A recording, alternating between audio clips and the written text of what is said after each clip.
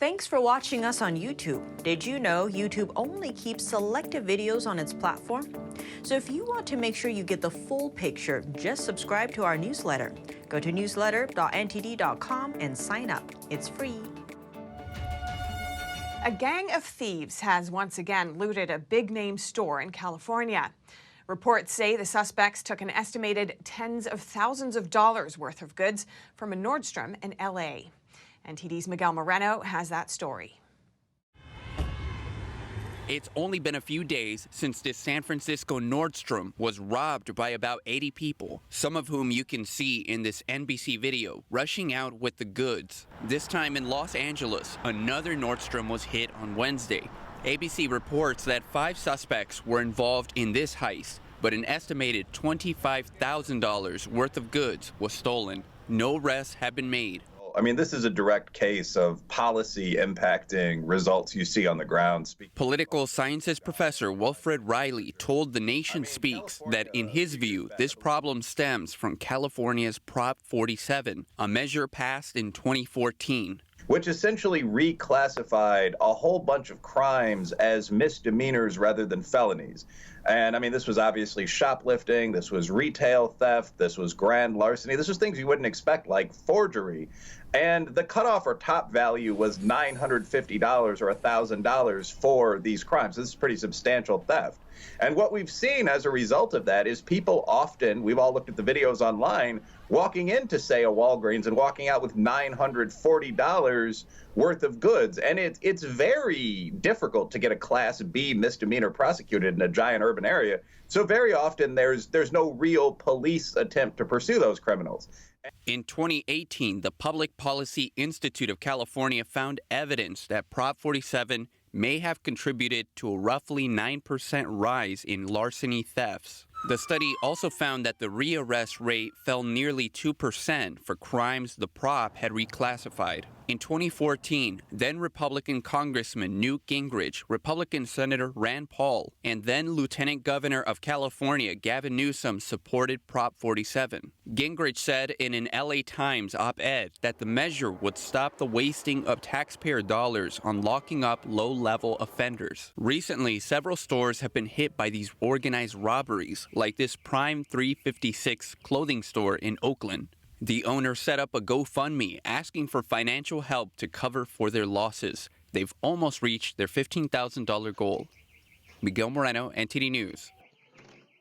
And outside the tech industry, the U.S. is fostering its relations with Taiwan in other areas, too. 5 U.S. Congress members arrived in Taiwan on Thursday. Talks between them and Taiwan officials are expected to focus on security matters. Their short visit marks the second time in a month that American lawmakers have visited the island. Prior to arriving in Taiwan, the 5 politicians had made stops in Japan and South Korea. And the South China Sea isn't the only body of water China's disputing territorially. The East China Sea also has its share of controversy. And to counter the communist regime's military threat, 5 countries are conducting drills in the region. 5 nations are conducting joint Navy drills in waters close to Taiwan and Japan. Navies from the U.S., Japan, Canada, Australia, and Germany are engaging in various types of drills in the East China Sea and the Philippine Sea, including air and anti-submarine warfare operations. For the first time ever, the German Navy joined these drills, and Germany also recently increased its presence in the Indo-Pacific region. Earlier this year, the German Navy announced a regular deployment to the region. And next year, Germany says it will send fighters, tankers, and transport aircraft to the region as well. On Thursday, Japan's self-defense forces and the U.S. Marines conducted a joint exercise in Tanegashima Island in southwest Japan. It aimed to strengthen their capabilities in combat on land, sea, and air, as well as coordination between allies. This to counter Beijing's assertiveness around the disputed islands Senkaku or Diaoyu in the East China Sea. In the area around the Strait of Malacca, a maritime training activity is underway. Earlier this week, Malaysia and the U.S. kicked off 8 days of training. That area connects the South China Sea to the Indian Ocean, and it's one of the most important shipping lanes in the world. And while turkeys are a classic symbol of Thanksgiving, in parts of California, flocks of wild turkeys casually roam through the hills in certain neighborhoods.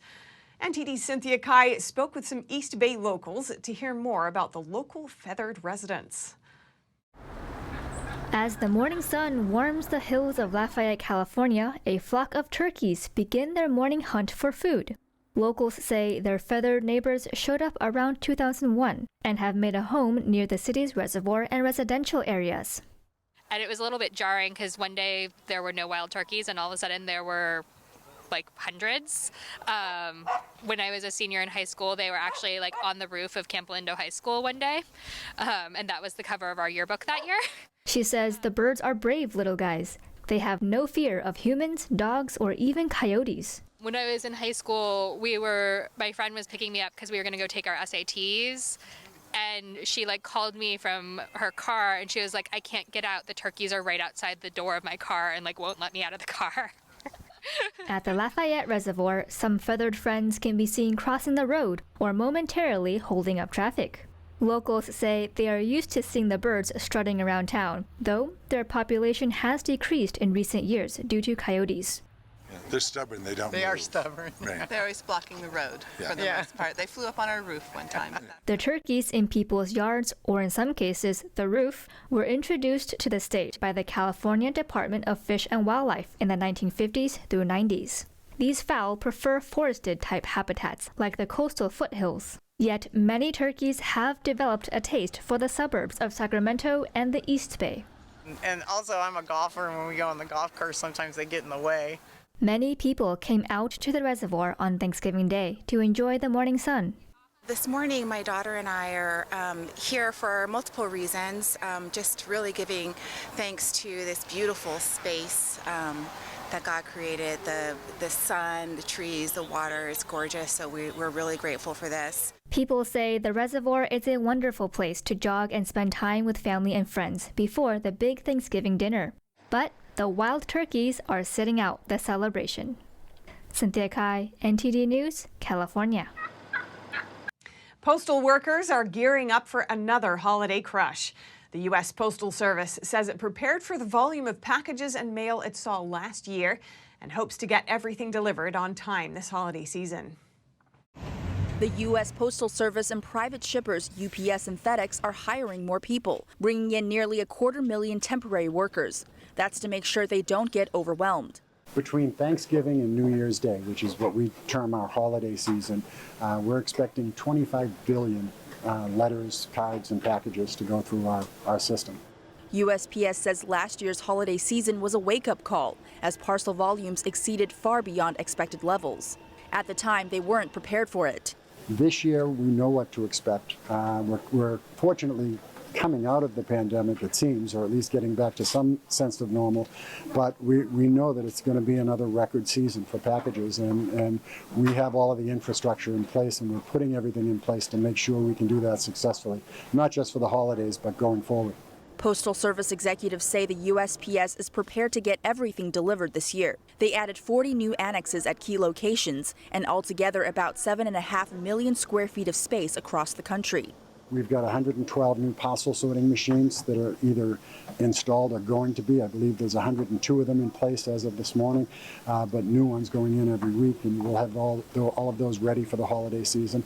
And we're looking to put on another 40,000 people just for the holidays, and many of them, again, will stay with us long term after the holidays also. Despite the shipping upgrades, low product inventories, port disruptions, and supply chain holdups are still causing uncertainty for holiday shoppers.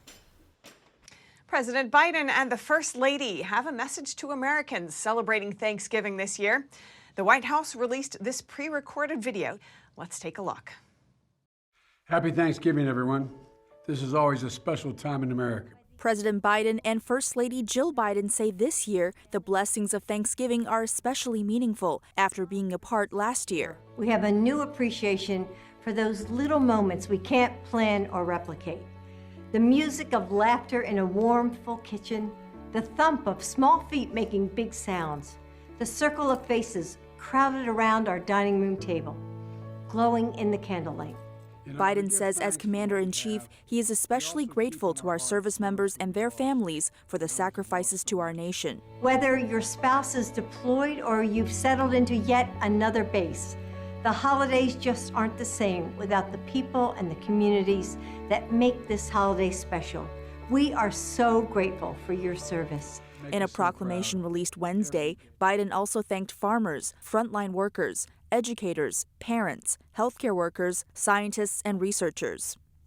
As we give thanks for what we have, we also keep in our hearts those who we lost and those who have lost so much, and those who have an empty seat at their kitchen table or their dining room table this year because of this virus or another cruel twist of fate or accident. We pray for them. Biden marked Thanksgiving by visiting a U.S. Coast Guard station off the Massachusetts coastline and met with service members.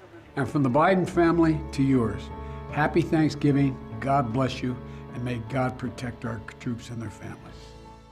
With parades done and Thanksgiving, Americans are already busy snapping up Black Friday deals. In fact, many started early this year. That's pushed some experts to predict a record-breaking holiday shopping season. NTD's Colin Frederickson takes a closer look and shares some tips on where to go for the best deals. A bigger and earlier Black Friday shopping frenzy. According to the National Retail Federation, nearly 2 million more people than last year will shop from Thanksgiving Day through Cyber Monday. This year it's great, and I heard a lot about it, so that's why I made my trip a little bit earlier, just to benefit from these days. I'm looking at some sweaters, maybe some jewelry. I want to buy my daughters some clothes and shoes. A survey from the NRF found many shoppers started holiday shopping early, citing concerns about supply chain issues, inventory, and high demand. Almost half of shoppers started browsing and buying before November this year. For reference, that's up from 42% last year. And shoppers are expected to spend a record amount. The NRF says consumers may spend an average of about $1,000 this holiday season. I have a big shopping list from my daughter. I have a lot of ideas in my head for my grandchildren, for my son, for my daughter-in-law, for the whole family. Experts say higher consumer confidence means more people will likely be hitting the stores in person. The NRF survey found 64% are likely to shop in stores on Black Friday. That's up from 51% last year, when pandemic worries kept many people at home. I want to try on. You can actually try this. And you can actually see the stuff for what they are instead of online. Oh, I love it now, just seeing the people out and the smiles. So where are the best places to shop? Finance website Wallet Hub gathered all the best deals from the biggest retailers in the U.S. It says Macy's dominates in 4 categories: computers and phones, home electronics, consumer packaged goods, and toys. Belk has the best discounts for appliances and jewelry. JCPenney has the best discounts in apparel and accessories, while Office Depot and OfficeMax have the best discounts in furniture. Colin Frederickson, NTD News. Just like the rest of the supply chain, there's one more unexpected shortage this year: Santas. High demand and lower participation from Santas for hire due to COVID-19 may lead to a lower supply of Christmas cheer. NTD's Eileen Ang asked what can be done so everyone can still see St. Nick this year. If you want to see Santa this year, it's not "you better watch out, you better not cry." Instead, it's "you better hurry up, there aren't enough Santas to go around." Mitch Allen, founder of Hire Santa, said they see over a 120% increase in Santa Claus demands compared to pre-pandemic levels. They also have fewer Santa entertainers to meet that demand. We are seeing so many people reach out to us every single day to see if they can have Santa Claus come and help bring the season to life. The company has thousands of Santas for hire, but they are currently down about 10% from pre-pandemic levels. Many Santas are sitting out this year due to concerns over COVID still, just like they did last year. As you can imagine, our Santa Claus entertainers are at a high risk for a negative outcome if they get COVID. Allen said they get requests from offices and retail establishments worldwide. They did thousands of virtual visits last year and can expect to do a lot this year too. Matter of fact, we're sold out at Hire Santa on weekends already in December. Normally that doesn't happen until we get to the very end of November. But starting in mid-October, we were already seeing some real tightness in a few geographic regions. But it's all over the country that people need Santas, and we need more Santas to come help fill that need. Parents and children are already enjoying the holidays with Santa. They're really glad to share what they like for Christmas, and my 2-year-old daughter is gonna, probably meet Santa and for her first time. She's only 2, so I think it'll be like something for her to remember. Oh, I'm so happy things getting back to normal. Being kids is missing out on, the little things. And, Christmas is big, and I like everybody to believe in Santa. It's really been a joy because the kids have really missed out on this situation. They're the ones that really couldn't visit Santa. Everything was done online last year, and there wasn't really that person-to-person contact or feeling of togetherness that you get, and that's what all the kids look forward to. Allen said despite hiring shortages this year, Santa will still make his rounds, leaving presents under the Christmas tree. Eileen Ang, NTD News, California. Nations around the world are struggling as the global microchip shortage persists, and the United States is stuck in the middle. On one hand, it's looking to boost domestic chip making. On the other, it's strengthening ties with Taiwan, home to the world's biggest chip manufacturer. Here's more. Taiwan Semiconductor Manufacturing Company, or TSMC, is the world's largest contract microchip maker. It's responsible for producing almost all of the world's most sophisticated chips, as well as many less advanced versions. These chips keep computers, cars, and smartphones around the world running. Because its tech is so widespread, any interference in TSMC's production process can spell major trouble for the U.S. and other nations. Many see the company as a kind of bridge connecting the safety of Taiwan and safety of the American supply chain. And that's exactly what's happening now. Talks between the U.S. and Taiwan earlier this week focused on the globe's worsening chip shortage. The event was dubbed the Second U.S.-Taiwan Economic Prosperity Partnership Dialogue. It marks the latest U.S. effort to strengthen economic ties with the chip-making powerhouse. There, U.S. Undersecretary of State Jose Fernandez and Taiwan's Economy Minister Wang Meihua discussed how to ease chip shortages and respond to what they called China's economic coercion. That comment came in response to recent remarks from Chinese Communist Party leader Xi Jinping, warning that U.S.-based Taiwan supporters were, quote, playing with fire. China's communist regime has never ruled Taiwan, but has long claimed the island as its own territory. Beijing has repeatedly hinted at taking over Taiwan by force. At the meeting, Wang said Taiwan and the U.S. are aiming for a long-term goal. For decades, Asian countries have replaced the U.S. as the world's top chip manufacturers. But the trend may be shifting. TSMC is now building a $12 billion plant to ramp up production in the U.S., while Korean giant Samsung is set to build a factory in Texas to the tune of $17 billion. It remains to be seen how the U.S. will balance its relationship with Taiwan and its efforts to boost domestic chip making. People smugglers are profiting off the desperation of migrants hoping to reach Europe, while also showing little regard for their lives. We hear from a smuggler in Iraq who says he makes £75,000 a year. And an Iraqi family that crossed into Poland from Belarus and were sent back home say they would do it again. We've got more from NTD's Eddie Aitken. A people smuggler in the northern Iraq province of Erbil spoke to Sky. He said business was not stopping, with trafficking routes heading north to Belarus, or west across the sea to Greece and Italy, and further to the UK. We collect and transfer people to the UK via Dunkirk, where we put them on boats. Normally, these boats hold 5 people, but we strengthen them with metal rods and a motor so we can send more than 15 to 20 people on them. The man said he's making £75,000 a year, acting as part of an illegal network. The Mahmoud family, now back in Erbil, said they paid over £22,000 to smugglers to help them get to Europe. When we went to Belarus, we didn't even know how to get enough money to eat. The smuggler said, "I don't have money for you." I told him we wanted to go home, but he said, "You can't go back. I spent money on you. You have to deal with it."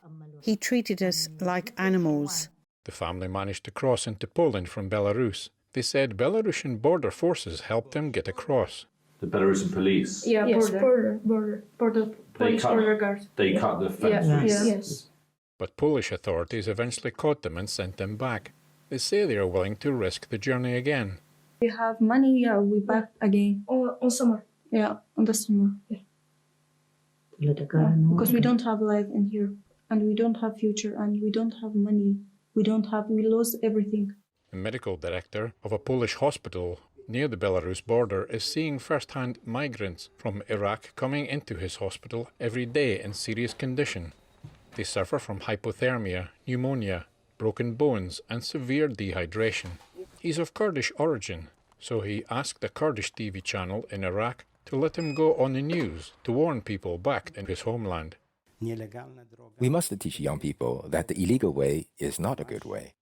If you have an education, look for a job, do it legally. I'm the medical director of this hospital. If 20 doctors wanted to work here, I could give them work tomorrow, but they must fulfill certain requirements. Coming here by risking the death of your family and children is not a good way. Many migrants, after arriving at the Belarus-Poland border, are left stuck in the damp forest, and the weather is getting colder. At least 13 have died in the area in recent weeks. Eddie Aitken, NTD News.